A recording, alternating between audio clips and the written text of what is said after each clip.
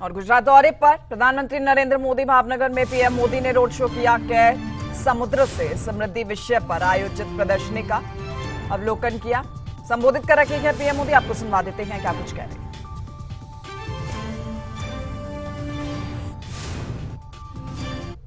साथियों, एक कार्यक्रम तो भावनगर में हो रहा है, लेकिन ये कार्यक्रम पूरे हिंदुस्तान का है। आज भावनगर निमित्त है और पूरे भारत में समुद्र से समृद्धि की ओर जाने की हमारी दिशा क्या है, उसके लिए आज इस महत्वपूर्ण कार्यक्रम का केंद्र भावनगर चुना गया है। गुजरात के लोगों को, भावनगर के लोगों को बहुत बहुत बधाई। साथियों, अभी 17 सितंबर को आप सबने अपने नरेंद्र भाई को जो शुभकामनाएं भेजी हैं, देश और दुनिया से जो शुभकामनाएं मुझे मिली हैं, व्यक्तिगत तौर पर सबका धन्यवाद करना संभव नहीं है, लेकिन भारत के कोने कोने से और विश्व भर से ये जो प्यार मिला है, ये जो आशीर्वाद मिले हैं, ये मेरी बहुत बड़ी संपत्ति है, ये मेरी बहुत बड़ी ताकत है।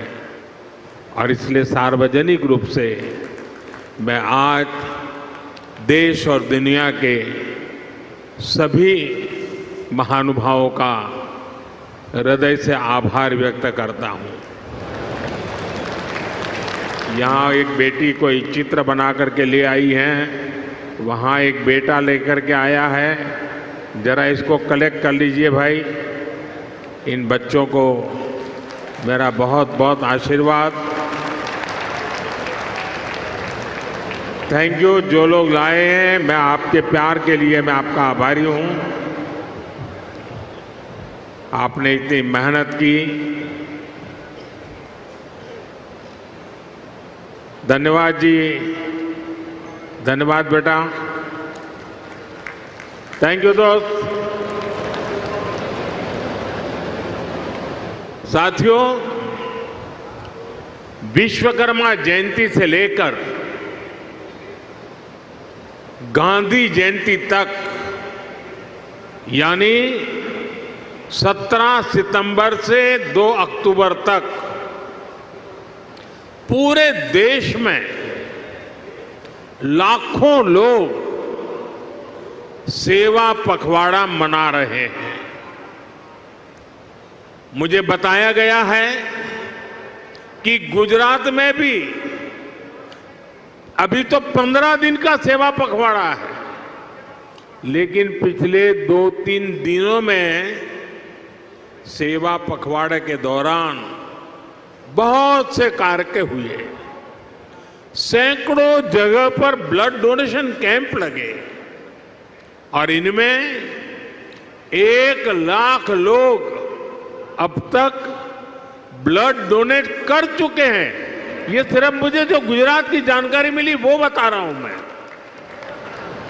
अनेक शहरों में सफाई अभियान चलाए गए। लाखों लोग इन सफाई अभियानों में भी साथ आए।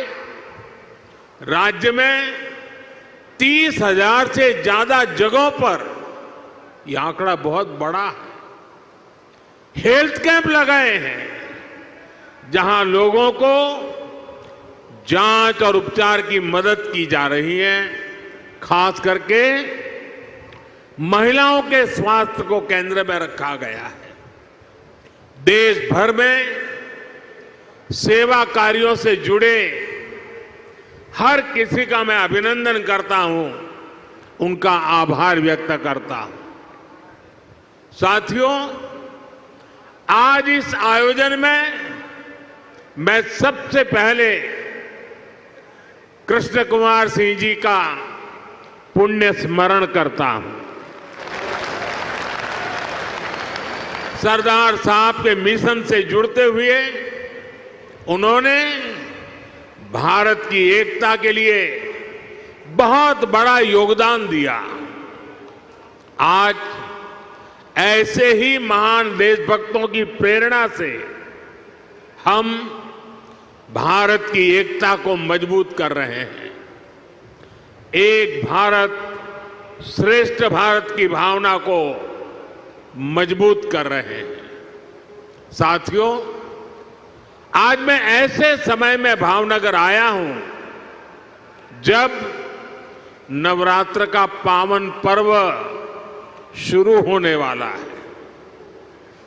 इस बार जीएसटी में कमी की वजह से बाजारों में रौनक भी और ज्यादा रहने वाली है। और ये उत्सव के इसी माहौल में आज हम समुद्र से समृद्धि का महा उत्सव मना रहे हैं। ભાવનગરના ભાઈઓ મને માફ કરજો, મારે હિન્દીમાં એટલા માટે બોલવું પડે છે કે દેશભરના લોકો આમાં જોડાયેલા છે। દેશભરના લાખો લોકો જ્યારે કાર્યક્રમમાં જોડાયા છે તો આપની ક્ષમા માંગીને મારે હિન્દીમાં જ વાત કરવી રહી। साथियों, 21वीं सदी का भारत आज समुद्र को बहुत बड़े अवसर के रूप में देख रहा है। थोड़ी देर पहले यहां पोर्ट लेड डेवलपमेंट को गति देने के लिए हजारों करोड़ रुपए के प्रोजेक्ट का शिलान्यास और उद्घाटन किया गया है। देश में क्रूज टूरिज्म को प्रमोट करने के लिए आज मुंबई में इंटरनेशनल क्रूज टर्मिनल का भी लोकार्पण किया गया है। भावनगर के, गुजरात के विकास से जुड़े अनेक प्रोजेक्ट्स भी शुरू हुए हैं। मैं सभी देशवासियों को और गुजरात के लोगों को भी बहुत बहुत शुभकामनाएं देता हूं। साथियों, भारत आज विश्व बंधु की भावना से आगे बढ़ रहा है। दुनिया में हमारा कोई बड़ा दुश्मन नहीं है। सच्चे अर्थ में अगर हमारा कोई दुश्मन है तो वो है दूसरे देशों पर हमारी निर्भरता। यही हमारा सबसे बड़ा दुश्मन है और हमें मिलकर भारत के इस दुश्मन को निर्भरता वाले दुश्मन को हराना ही होगा। हमें ये बात हमेशा दोहरानी है, जितनी ज्यादा विदेशी निर्भरता उतनी ज्यादा देश की विफलता। विश्व में शांति, स्थिरता और समृद्धि के लिए दुनिया की सबसे बड़ी आबादी वाले देश को आत्मनिर्भर बनना ही होगा। हम दूसरों पर आश्रित रहेंगे तो हमारा आत्मसम्मान भी चोटिल होगा। 140 करोड़ देशवासियों के भविष्य को हम दूसरों पर नहीं छोड़ सकते। देश के विकास के संकल्प को हम दूसरों की निर्भरता पर नहीं छोड़ सकते। हम भावी पीढ़ी के भविष्य को दांव पर नहीं लगा सकते। और इसलिए भाइयों बहनों, આપણે ત્યાં ગુજરાતીમાં કે ભાઈ 100 દુઃખોની એક દવા, 100 दुखों की एक ही दवाई है और वो है आत्मनिर्भर भारत। आत्मनिर्भर भारत। लेकिन इसके लिए हमें चुनौतियों से टकराना होगा। हमें दूसरे देशों पर अपनी निर्भरता लगातार कम करते जाना होगा और अब भारत को आत्मनिर्भर बनकर दुनिया के सामने मजबूती के साथ खड़ा होना ही होगा। भाइयों और बहनों, भारत में सामर्थ्य की कोई कमी नहीं है, लेकिन आजादी के बाद कांग्रेस ने भारत के हर सामर्थ्य को नजरअंदाज किया। इसलिए आजादी के 6-7 दशकों बाद भी भारत वो सफलता हासिल नहीं कर पाया जिसके हम हकदार थे। इसके 2 बड़े कारण रहे। लंबे समय तक कांग्रेस सरकार ने देश को लाइसेंस कोटा राज में उलझाए रखा, दुनिया के बाजार से अलग थलग रखा और फिर जब ग्लोबलाइजेशन का दौर आया तो सिर्फ इंपोर्ट का ही रास्ता पकड़ लिया गया और उसमें भी हजारों लाखों करोड़ों के घोटाले कर दिए गए। कांग्रेस सरकारों की नीतियों ने देश के नौजवानों का बहुत नुकसान किया। इन नीतियों ने भारत की असली ताकत को सामने आने से रोक दिया। साथियों, देश का कितना नुकसान हुआ है इसका एक बहुत बड़ा उदाहरण हमारा शिपिंग सेक्टर है। आप भी जानते हैं कि भारत सदियों से दुनिया की एक बड़ी समुद्री ताकत था। हम दुनिया में शिप बिल्डिंग के सबसे बड़े सेंटर हुआ करते थे। भारत के तटीय राज्यों में बने जहाज देश और दुनिया के व्यापार कारोबार को गति देते थे। यहां तक कि आज से 50 साल पहले तक भी हम भारत में बने जहाजों का उपयोग करते थे। उस दौर में भारत का 40% से अधिक इंपोर्ट एक्सपोर्ट देश में ही बने जहाजों से होता था। लेकिन फिर देश का शिपिंग सेक्टर भी कांग्रेस की कुनीतियों का शिकार हो गया।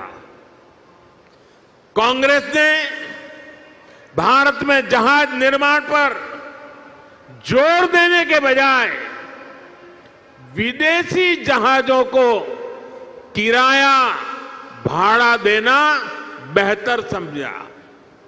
इससे भारत में शिप बिल्डिंग इकोसिस्टम ठप हो गया। विदेशी जहाजों पर निर्भरता ये हमारी मजबूरी बन गया। परिणाम यह हुआ कि 50 साल पहले जहां 40% व्यापार भारतीय जहाजों पर होता था, वो हिस्सा घटकर सिर्फ 5% रह गया। यानी अपने 95% ट्रेड के लिए हम विदेशी जहाजों पर निर्भर हो गए। विदेशी जहाजों पर इस निर्भरता का हमें बहुत बड़ा नुकसान उठाना पड़ा। साथियों, में आज देश के सामने कुछ आंकड़े आप सबके सामने रखना चाहता हूं। देशवासी ये जानकर हैरान रह जाएंगे कि आज भारत हर साल करीब $75 बिलियन यानी लगभग 6 लाख करोड़ रुपए 6 लाख करोड़ रुपए विदेशी शिपिंग कंपनियों को शिपिंग सर्विसेज के लिए देता है, किराया देता है। ये आज भारत का जितना डिफेंस बजट है, करीब करीब उतना पैसा किराए में दिया जा रहा है। आप कल्पना कीजिए, 7 दशकों में कितना पैसा हमने सिर्फ भाड़े के रूप में दूसरे देशों को दिया है। हमारे पैसों से विदेशों में लाखों नौकरियां बनी हैं। सोचिए, इतने सारे पैसे का अगर एक छोटा सा हिस्सा भी अगर पहले की सरकारें अपनी शिपिंग इंडस्ट्री पर लगाती, तो आज दुनिया हमारे जहाज इस्तेमाल कर रही होती, हमें लाखों करोड़ रुपए शिपिंग सर्विसेज के रूप में मिल रहे होते और हमारे बच जाते वो तो अलग। साथियों, भारत को अगर 2047 जब देश की आजादी के 100 साल होंगे, 2047 तक विकसित होना है, तो भारत को आत्मनिर्भर होना ही होगा। आत्मनिर्भर होने के अलावा भारत के पास कोई विकल्प नहीं है। 140 करोड़ देशवासियों का एक ही संकल्प होना चाहिए, चीप हो या शिप, हमें भारत में ही बनाने होंगे।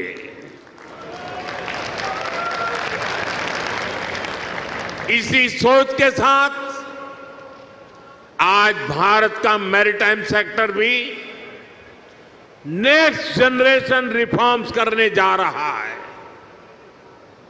आज से देश के हर मेजर पोर्ट को भांति भांति के डॉक्यूमेंट से, अलग अलग प्रोसेस से मुक्ति मिलेगी। वन नेशन वन डॉक्यूमेंट और one nation one port process, अब व्यापार कारोबार को और सरल करने वाली है। हाल में ही जैसे हमारे मंत्री जी सर्बानंद सोनोवाल जी ने बताया, मॉनसून सेशन के दौरान पार्लियामेंट में हमने ऐसे अनेक पुराने कानूनों को बदला है जो अंग्रेजों के जमाने से चले आ रहे थे। हमने मैरीटाइम सेक्टर में अनेक रिफॉर्म करने का सिलसिला शुरू किया है। हमारी सरकार ने 5 मैरीटाइम कानूनों को नए अवतार में देश के सामने रखा है। इन कानूनों से और इन कानूनों के आने से शिपिंग सेक्टर में, पोर्ट गवर्नेंस में एक बहुत बड़ा बदलाव आएगा। साथियों, भारत सदियों से बड़े बड़े जहाज बनाने में एक्सपर्ट रहा है। नेक्स्ट जनरेशन रिफॉर्म्स देश के इस भूले हुए गौरव को फिर वापस लाने में मदद करेंगे। बीते दशक में हमने 40 से अधिक शिप्स और पनडुब्बियां नेवी में इंडक्ट की है। इनमें से 1-2 तो छोड़ दें तो ये सब हमने भारत में ही बनाई है। आपने आईएनएस विक्रांत के विषय में सुना होगा। इतना विशाल आईएनएस विक्रांत भी भारत में ही बना है। इसे बनाने के लिए जो हाई क्वालिटी स्टील लगी वो भी भारत में बनी थी। यानी हमारे पास सामर्थ्य है, हमारे पास कौशल की कोई कमी नहीं है। बड़े शिप बनाने के लिए जिस राजनीतिक इच्छा शक्ति की जरूरत है, उसका भरोसा मैं आज देशवासियों को दे रहा हूं। साथियों, देश के मैरीटाइम सेक्टर को मजबूती देने के लिए कल भी एक बहुत ऐतिहासिक निर्णय हुआ है। हमने देश की पॉलिसी में एक बड़ा बदलाव किया है। अब सरकार ने बड़े जहाजों को इंफ्रास्ट्रक्चर के रूप में मान्यता दी है। जब किसी सेक्टर को इंफ्रास्ट्रक्चर के रूप में मान्यता मिलती है तो उसे बहुत फायदा होता है। अब बड़े शिप बनाने वाली कंपनियों को बैंकों से लोन मिलने में आसानी होगी, उन्हें ब्याज दर में भी छूट मिलेगी। इंफ्रास्ट्रक्चर फाइनेंसिंग के जितने भी और लाभ होते हैं वो सारे के सारे इन जहाज बनाने वाली कंपनियों को भी मिलेंगे। सरकार के इस निर्णय से भारतीय शिपिंग कंपनियों पर पड़ने वाला बोझ कम होगा, उन्हें ग्लोबल कंपटीशन में आगे आने में मदद मिलेगी। साथियों, भारत को दुनिया की एक बड़ी समुद्री शक्ति बनाने के लिए 3 और बड़ी स्कीम्स पर भारत सरकार काम कर रही है। इन 3 योजनाओं से शिप बिल्डिंग सेक्टर को आर्थिक मदद मिलने में आसानी होगी। हमारे शिपयार्ड्स को मॉडर्न टेक्नोलॉजी अपनाने में मदद होगी और डिजाइन और क्वालिटी सुधारने में भी बहुत मदद मिलने वाली है। इन पर आने वाले वर्षों में 70,000 करोड़ रुपए से ज्यादा खर्च किए जाएंगे। साथियों, मुझे याद है साल 2007 में जब मैं यहां मुख्यमंत्री के रूप में आपकी सेवा कर रहा था, तब शिप बिल्डिंग के अवसरों को लेकर एक बहुत बड़ा सेमिनार गुजरात ने आयोजित किया था। उसी दौरान ही गुजरात में हमने शिप बिल्डिंग इकोसिस्टम को सपोर्ट दिया था। अब हम देश भर में शिप बिल्डिंग के लिए व्यापक कदम उठा रहे हैं। यहां मौजूद एक्सपर्ट जानते हैं कि शिप बिल्डिंग कोई साधारण इंडस्ट्री नहीं है। शिप बिल्डिंग इंडस्ट्री को पूरी दुनिया में mother of all industries, mother of all industries की जननी कहा जाता है, उद्योगों की जननी कहा जाता है, क्योंकि इसमें सिर्फ एक जहाज ही नहीं बनता, उसके साथ जो उद्योग जुड़े होते हैं उनका विस्तार होता है। Steel, machinery, electronics, textile, paints, IT system, ऐसे अनेक उद्योगों को शिपिंग इंडस्ट्री से सपोर्ट मिलता है। इससे छोटे और लघु उद्योगों को, एमएसएमईज को फायदा होता है। रिसर्च बताती है कि शिप बिल्डिंग में होने वाले हर 1 रुपये के निवेश से इकोनॉमी लगभग 2 गुना निवेश बढ़ता है और शिपयार्ड में पैदा होने वाली हर एक जॉब, हर एक रोजगार सप्लाई चेन में 6 से 7 नई नौकरियां बनाती है। मतलब अगर शिप बिल्डिंग इंडस्ट्री में 100 नौकरियां बनती हैं तो इससे जुड़े दूसरे सेक्टर्स में 600 से अधिक जॉब्स क्रिएट होती है। इतना बड़ा मल्टीप्लायर इफेक्ट शिप बिल्डिंग का होता है। साथियों, हम शिप बिल्डिंग के जरूरी स्किल सेट पर भी फोकस कर रहे हैं। इसमें हमारे आईटीआई काम आएगी, मैरीटाइम यूनिवर्सिटीज का रोल बढ़ेगा। बीते वर्षों में हमने कोस्टल एरिया में नेवी और एनसीसी के तालमेल से नई व्यवस्थाएं बनाई हैं। इन एनसीसी कैडेट्स को नेवी के साथ साथ कॉमर्शियल सेक्टर की भूमिकाओं के लिए भी तैयार किया जाएगा। साथियों, आज का भारत एक अलग मिजाज से आगे बढ़ रहा है। हम जो लक्ष्य तय करते हैं उसे अब समय से पहले पूरा करके भी दिखाते हैं। सोलर सेक्टर में भारत अब अपने लक्ष्यों को 4-4, 5-5 साल पहले हासिल कर रहा है। पोर्ट लेड डेवलपमेंट को लेकर भी 11 साल पहले जो लक्ष्य हमने तय किए थे, भारत उनमें जबरदस्त सफलताएं हासिल कर रहा है।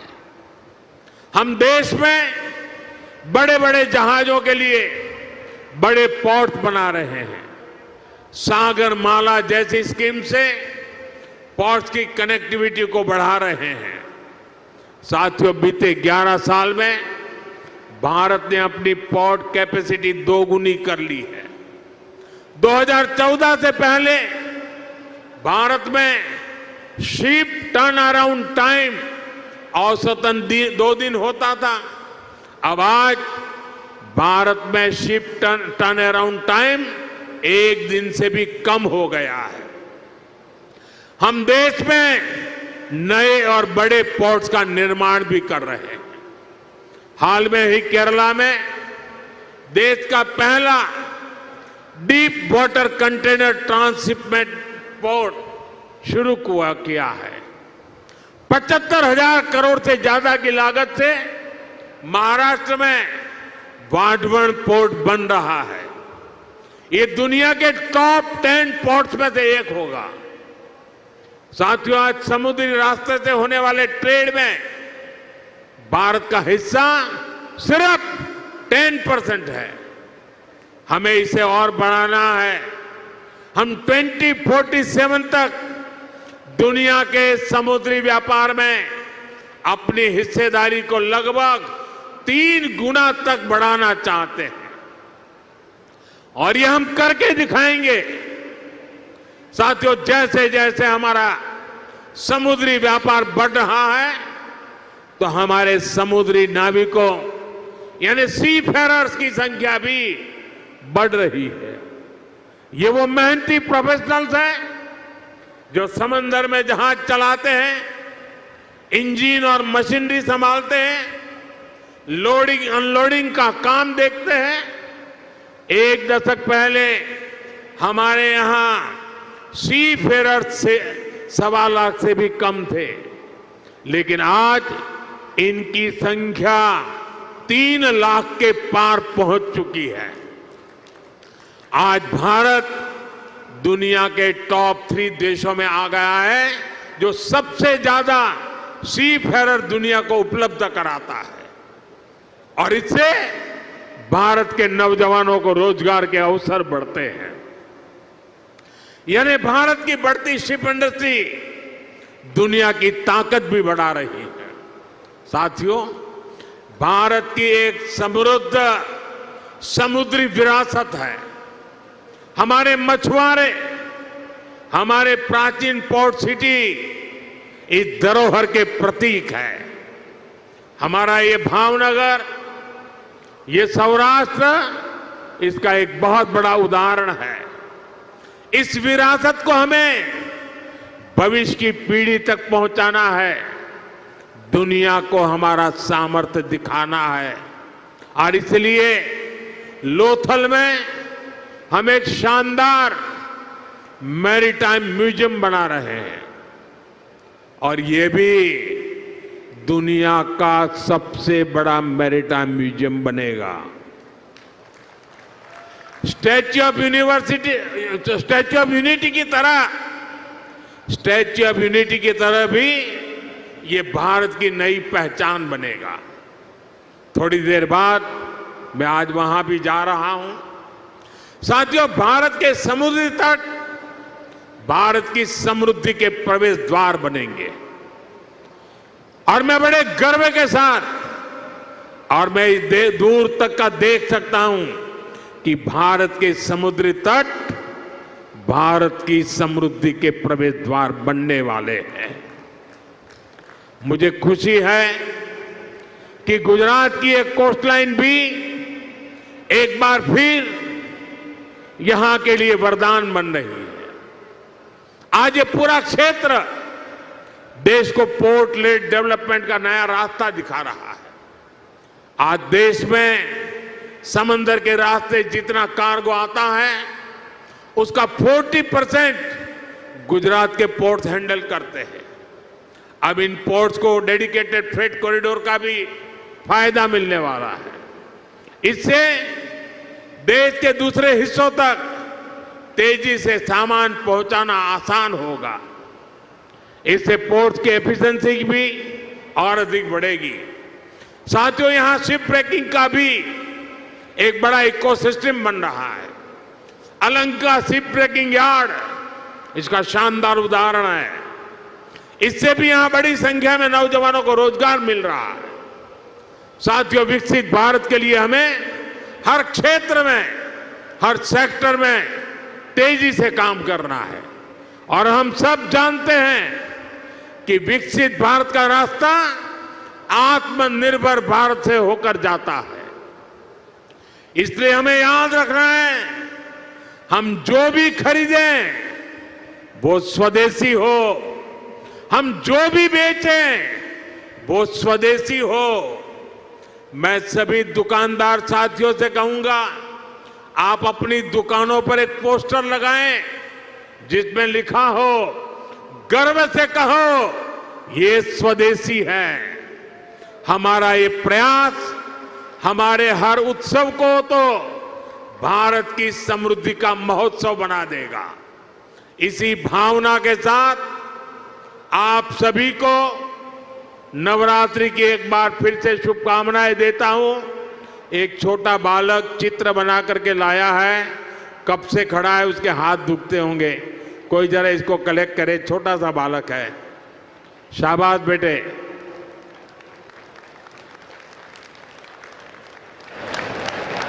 चलो बेटा, तुम्हारा चित्र मिल गया, रोने की जरूरत नहीं बेटा, मिल गया चित्र तुम्हारा मिल गया। अगर तुम्हारा एड्रेस उसमें लिखा होगा तो मैं तुझे जरूर चिट्ठी लिखूंगा।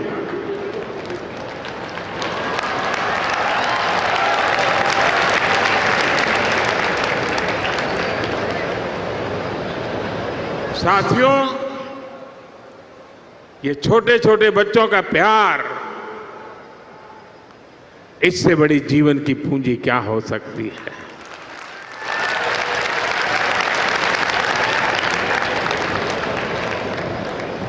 मैं फिर एक बार आज जो भव्य स्वागत सत्कार सम्मान किया, इसके लिए मैं आपका आभार मानता हूं। और मुझे मालूम है, जब ऑपरेशन सिंदूर हुआ तो पूरा भावनगर मैदान में था। आपका मिजाज का मुझे पता है। मैं इसके लिए भी आपका बहुत बहुत आभार व्यक्त करता हूं। भावनगરના ભાઈઓ બહેનો, નવરાત્રિની માંડવીઓ જરા જોર લગાવજો અને દેશના બધા લોકોને આત્મનિર્ભર ભારતનો સંદેશ આપણી માંડવીમાંથી પણ મળે। ખૂબ ખૂબ ધન્યવાદ ભાઈઓ।